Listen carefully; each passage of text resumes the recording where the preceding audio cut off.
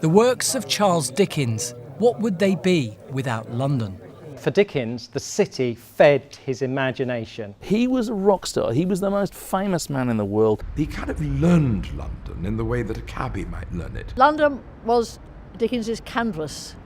Next year will be a busy year for all things Dickens, marking 200 years since he was born. The capital is getting in early. Dickens and London at the Museum of London opens on Friday. The aim is to explore and celebrate the life and works of a man the experts here say was the first and possibly greatest modern urban novelist. Alex Werner is the exhibition's chief curator and our guide through the London that Dickens knew. Our first port of call is the River Thames. A boat of dirty and disreputable appearance with two figures in it floated on the Thames between Southwark Bridge, which is of iron, and London Bridge, which is of stone, as an autumn evening was closing in. The River Thames was much more central to the 19th century than it is today for Londoners. As a young boy, he worked in a blacking factory at Hungerford Stairs, and that's right by Cannon Street station.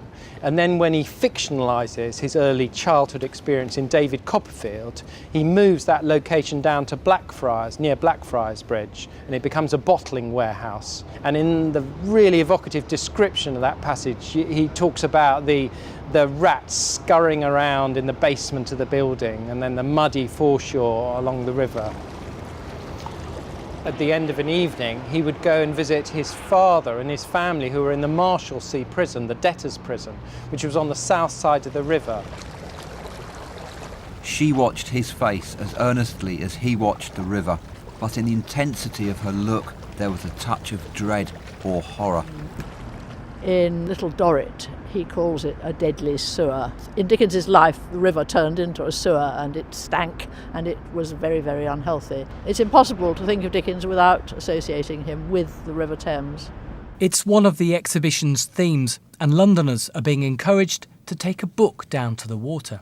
If you go back to the actual texts, I think you do get an incredibly evocative picture of how this part of London looked, how the river flowed through the centre of the city. So you really need to get your Dickens book and come down here and look. A river that in Dickens sometimes symbolises movement and life, but elsewhere is a symbol of death. More about that tomorrow. Matthew Morris, BBC London News.